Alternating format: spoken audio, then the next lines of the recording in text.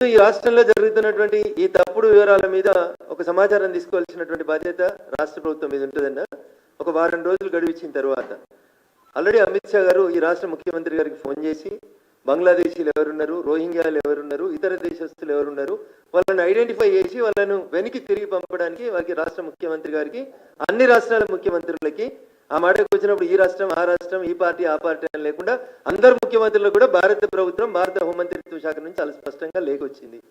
మేము ఇచ్చినటువంటి ఈ లేఖ మీద ముఖ్యమంత్రి గారు ఏమైనా చర్యలు తీసుకుంటారా తీసుకోరా చూసి ఒకవేళ వారు చర్యలు తీసుకోకపోతే మా సదాశివపేటలో ఉన్న బంగ్లాదేశాలకు సంబంధించిన ఆధార్ కార్డులు, ఇస్నాపూర్లో ఉన్న నేపాల్ దేశానికి సంబంధించినటువంటి ఇతర మతస్థులకు సంబంధించినటువంటి ఈ కార్డులు, అట్లే జిన్నారం మదర్సాలో మోర్ పర్టికులర్గా మా నిజ నిర్ధారణ కమిటీ ఆధ్వర్యంలో మా నాయకులు మేమందరం పోయి అక్కడ ఎంక్వైరీ చేసింది 70లో 65 కిషన్ గంజ్ అని చెప్తారా అన్న. ఇంత స్పష్టంగా ఉన్నటువంటి వివరాలన్నీ తర్వాత ఢిల్లీకి వెళ్ళి అమిత్ షా గారికి రాష్ట్ర ప్రభుత్వం స్పందిస్తలేదు, ఇక్కడ ఇట్లా జరుగుతూ ఉంది, ఓల్డ్ సిటీలో కూడా రోహింగ్యాల సంఖ్య రోజు రోజుకు పెరిగిపోతూ ఉంది, దయించి వీటి మీద అప్రాపరేట్ యాక్షన్ తీసుకోండి అనేది వంతుల వారీగా విడతల వారీగా పోవాలన్నా ముందు డీజీపీ గారిని కలిసినాం, 1 వీక్ గ్యాప్ ఇచ్చినాం, ముఖ్యమంత్రి గారికి ఓపెన్గా లెటర్ రాస్తా ఉన్నాం, చెప్తా ఉన్నాం 1 వీక్ గ్యాప్ ఇస్తాం, తర్వాత గౌరవ హోంమంత్రిత్వ శాఖ గారి దృష్టికి అమిత్ షా గారి దృష్టికి తప్పకుండా తీసుకెళ్తాం. ఒక 2 నిమిషాలకి ఇది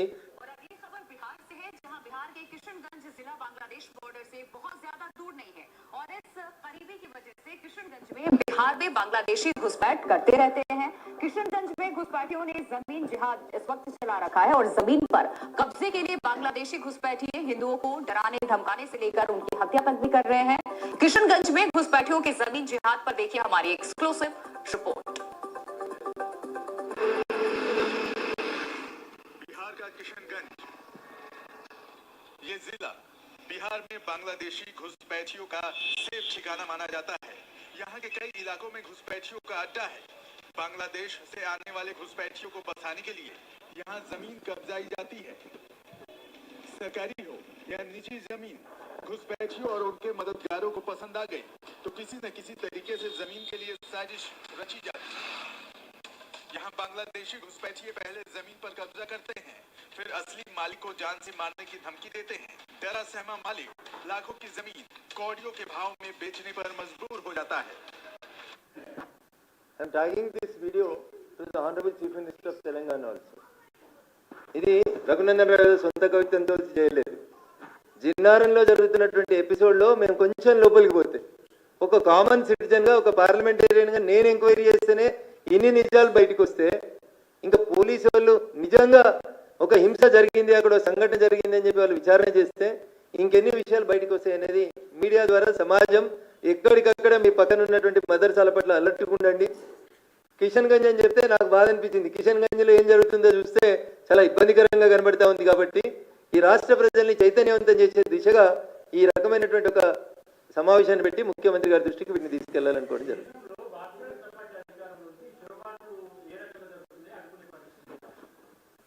సో రాష్ట్ర ప్రభుత్వం లా అండ్ ఆర్డర్ విషయం లోపల చాలా స్పష్టంగా ఉంది. ఈ ఇన్సిడెంట్ చూసిన తర్వాత నేను వెంటనే ఈ వీడియోని రాష్ట్ర హోంమంత్రి గారికి షేర్ చేసినాను. రాష్ట్ర హోంమంత్రి గారు దీని మీద విచారణకు ఆదేశించినారు. 3 కుటుంబాలు ఏవైతే అక్కడ మీడియా ముందుకు వచ్చి మా భూములు ఇట్లా రిజిస్ట్రేషన్ చేసుకున్నారు, మమ్మల్ని సంతమని ధమ్కి ఇచ్చినారని చెప్పి ఈ వార్త ఏదైతే టెలికాస్ట్ అయిందో దాని మీద కేసు నమోదు చేసి అప్రాప్రియేట్ రిపోర్ట్ని మీకు పంపిస్తానని చెప్పి అక్కడ ఉండేటువంటి బీహార్ హోంమంత్రి గారు నాకు చాలా స్పష్టంగా చెప్పడం జరిగింది. నేను ఇదే వీడియోని ఎందుకు షేర్ చేయాలనుకుంటున్నా రాష్ట్ర ముఖ్యమంత్రి గారికి హోంమంత్రి గారికి అంటే వీళ్ళంతా కిషన్ గంజ్ అని చెప్తున్నారు కాబట్టి నాకు అనుమానం వస్తుంది. ఇప్పుడు ఆ కిషన్ గంజ్లోకి ఎవరు వచ్చారంటే మొత్తం బంగ్లాదేశీలు వస్తున్నారని అక్కడ నుంచి ఒక రిపోర్ట్ వస్తుంది. సో వీళ్ళ ఆధార్ కార్డు అడగమన్నాను నేను మా ఎస్పీ గారికి మా డీజీపీ గారికి. ఏం చెప్పినానంటే సరే వాళ్ళ తల్లిదండ్రుల పేరు అడగండి, ఊరు అడగండి, అక్కడ ఉండేటువంటి కిషన్ గంజ్ ఎస్పీ గారికి ఫోన్ చేయండి, వాళ్ళ తల్లిదండ్రుల ఊర్లో ఉన్నారా లేరా ఎంక్వైరీ చేయండి. వీళ్ళు భారతీయుల, బీహార్ వాళ్ళ లేకపోతే బంగ్లాదేశ్ నుంచి వచ్చినటువంటి చొరబాటుదారులు అనేది విచారణ జరపమని అడుగుతున్నాం. మేము విచారణ జరిపి భారత ప్రభుత్వం ఒక నిర్ణయం తీసుకుంది, వేరే దేశస్తులు అయితే వెనక్కి పంపమని.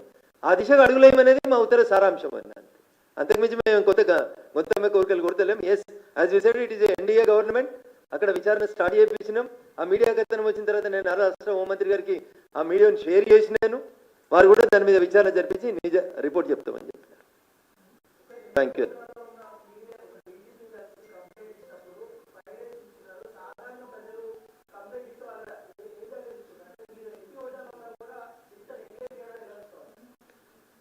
సో దీని దీనికి సమాధానం చెప్పాల్సింది డీజీపీ గారు. బాధ్యతగా నా దృష్టికి ఒక విషయం వచ్చింది, అక్కడ ఒక పొరపాటు జరుగుతుందని తెలిసింది. నేను పోయి చర్య తీసుకోవడము, ప్రజలు పోయి చర్య తీసుకోవడం వల్ల కేసులు నమోదు చేసారు. అక్కడ శివుని విగ్రహం ధ్వంసం చేసిందని చెప్పి తెలిసినప్పుడు ప్రజలు ఆందోళనకు గురై మదర్సా దగ్గరికి పోయి ఒక గేటో దానికి సంబంధించిన ఒక ట్యూబ్ లైట్ వలకొడితే 4 ఎఫ్ఐఆర్లు నమోదు చేసిండ్రు, 24 మందిని జైలుకి పంపించిండ్రు. అయినా మేమేమనలేదు. డీజీపీ గారి దగ్గరికి వెళ్ళి, సార్ మా మీద చేసినారు, రైట్, మా వాళ్ళు ట్యూబ్ లైట్ పలగొట్టడం తప్పే అనుకుందాం ఒక్క నిమిషానికి. మా కోరిక ఏంటంటే ఆడున్న విద్యార్థులు ఎవరు ముక్కు పచ్చలారని చిన్న పోరలతోటి లవ్ జీవాది పేరిత మత విద్వేషాలని రెచ్చగొడుతూ ప్రశాంతంగా ఉంది సార్ మా జిన్నారం, మా మెదక్ పార్లమెంటు. ఇక్కడ ఇట్లాంటి హింస జరుగుతుంది, విచారణ జరపండి ఏం చెప్పినాం. There is no answer from the DGP. తప్పకుండా మేము చర్య తీసుకుంటాం, ఇంతకు మించి వేరే సమాధానం రాలేదు. బట్ ఈ రోజు దాకా మదర్సాలో ఉన్న పిల్లల తల్లిదండ్రులు పిలిపేయాలి కదా, 5 days అయింది కదా. అక్కడ ఒక క్రైమ్ జరిగిందని మేము ఇంత స్పష్టంగా ఆరోపిస్తున్నాం కదా. మీరే చూపించారు కదా ఈ పిల్లలు కొండ మీదకి పోయిస్తున్నటువంటి వీడియో. అందరు మీడియా మిత్రులు టెలికాస్ట్ చేసిరు జిన్నారం లోపల. వీళ్ళు కొండ మీదకి వస్తుర్రు, కొండ మీదకి పోయి వీళ్ళు ఏం చేసిరు అన్న తర్వాత బ్లాంక్ ఉంటుంది సీసీటీవీ. సో అనుమానాన్ని నేను నా దృష్టికి వచ్చిన ఒక నేరానికి సంబంధించిన అంశాన్ని వారు పోలీసు ఉన్నతాధికారి కాబట్టి వారి దృష్టికి తీసుకెళ్ళాను. ఆ రోజు మీతో కూడా మీడియా మిత్రులతో కూడా మాట్లాడినాను. వారికి కూడా కొంత సమయం ఇవ్వాలి కాబట్టి ఒక 1 week వెయిట్ చేసినాము. No answer, no reply. వస్తలేరు, మదర్సా దగ్గర ఎంక్వైరీ చేస్తలేరు, వాళ్ళ పని వాళ్ళు చేసుకుంటూనే ఉన్నారు. సో ఈ మదర్సాలలో జరుగుతున్న ఇల్లీగల్ యాక్టివిటీస్ మీద, స్టడీస్ మీద ఎవరికన్నా నియంత్రణ ఉందా అంటే ఎవరు సపోర్ట్ చేస్తలేరు. ఎవరు సపోర్ట్ చేయకపోతే సపోర్ట్ చేయాల్సింది ఎవరు? ఈ రాష్ట్రానికి ముఖ్యమంత్రిగా బాధ్యత వహించాల్సింది ఇక్కడ మంచి అయినా చెడైనా ఆయనే కాబట్టి రేవంత్ రెడ్డి గారికి ఒక ఉత్తరం పంపిస్తున్నాం. తర్వాత వారు అడిగినట్టు హోంమంత్రి గారి దగ్గరికి పోయే కంటే ముందు ఒకసారి గవర్నర్ గారి దగ్గర కూడా పోయి మా దగ్గరకు వచ్చిన సమాచారం అంతా వారికి ఇస్తాం. సదాశివపేటలో అయిన ఎఫ్ఐఆర్ ఇస్తాం, జిన్నారంలో అయిన ఎఫ్ఐఆర్లు ఇస్తాం, జరిగిన సంఘటనలన్నీ వారికి దృష్టికి తీసుకెళ్తాం. హోప్ దట్ న్యాయం జరుగుతుందని. ఎందుకంటే భారత హోంమంత్రిత్వ శాఖనే క్రిస్టల్ క్లియర్గా అన్ని రాష్ట్రాల ముఖ్యమంత్రులకి స్పష్టమైన ఆదేశాలు ఇచ్చింది. వాళ్ళు యాక్షన్ తీసుకున్నప్పుడు తప్పకుండా ఢిల్లీ హోంమంత్రిత్వ శాఖ దృష్టికి కూడా, కాంగ్రెస్ పాలిత రాష్ట్రమైన తెలంగాణలో నా ఒక్క పార్లమెంటు పరిధిలోనే నా దృష్టికి ఇన్ని విషయాలు వచ్చినాయి, వీటిని భారత ప్రభుత్వం దృష్టికి తీసుకెళ్తున్నాను సార్, అప్రోప్రియేట్ యాక్షన్ తీసుకోండి అంటాం. డైరెక్ట్ ఇక్కడ చెప్పకుండా డైరెక్ట్ అక్కడే చెప్తే ఏం జరుగుతుందంటే, ఇక్కడ కాంగ్రెస్ పాలిస్తుంది కాబట్టి బీజేపీ ఎంపీలు ఓరుస్తలేరు, మా మీద పోయి ఢిల్లీలో కంప్లైంట్ చేస్తున్నారు అని ఒక నెగటివ్ ప్రొపగండాకి అవకాశం ఇవ్వకూడదు. కాబట్టి చట్టం తెలిసిన వ్యక్తిగా ప్రొసీజర్ని ఫాలో అవుతూ ముందు డీజీపీ గారిని, తర్వాత హోంమంత్రి గారిని, ఆ తర్వాత గవర్నర్ గారిని, ఆ తర్వాత కేంద్ర హోంమంత్రిత్వ గారి దృష్టికి ఖచ్చితంగా ఈ సమాచారం అంతా తీసుకెళ్తామని.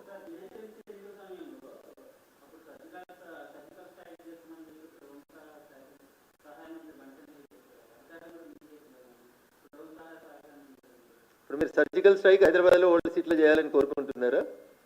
మేమేం కోరుకుంటున్నామంటే భారత ప్రజాస్వామ్య సూత్రాలకి లోబడి ఈ దేశ పౌరులు కానోళ్ళు, ఈ దేశంలో ఇల్లీగల్గా ఉంటున్న వాళ్ళు, బంగ్లాదేశీలు, పాకిస్తానీలు, మయన్మార్ వాళ్ళు, రోహింగ్యాలు ఎవరైనా సరే చట్ట ప్రకారం వాళ్ళని బయటికి పంపించడానికి మేము చర్యలు స్టార్ట్ చేసినాం. We hope that old city కూడా క్లీన్ అవుతుందని కావాలని కోరుకుంటున్నాం. కాని పక్షంలో సర్జికల్ స్ట్రైక్ అవసరం ఉన్న రోజు తప్పకుండా భారత ప్రభుత్వం ఈ దేశ క్షేమాన్ని కోరి ఎక్కడ సర్జికల్ స్ట్రైక్ చేయాలనుకుంటే, ఎవరి మీద చేయాలనుకుంటే తప్పకుండా వారి పట్ల భారత ప్రభుత్వం చేస్తుంది. సర్జికల్ స్ట్రైక్ అంటే తుపాకీ తీసుకొని పోయి కాల్ చేయడమే కాదన్నా, ఐడెంటిఫై చేసిన తర్వాత బస్ ఎక్కి తీసుకుపోయి వాళ్ళని వాళ్ళ దేశంలో దించడం కూడా it is a type of surgical strike. Surgical strike అనగానే హింసాన్ని మాత్రం దయచేసి అనుకోవద్దు. విదేశాల్లో ఉన్నత విద్యను చదువుకోవాలని అనుకుంటున్నారా? అయితే వెంటనే ఫ్లైగ్రాడ్ ఓవర్సీస్ ఎడ్యుకేషన్ కన్సల్టెన్సీని సంప్రదించండి. మీ విదేశీ కలలను సాకారం చేసుకోండి. ఫ్లైగ్రాడ్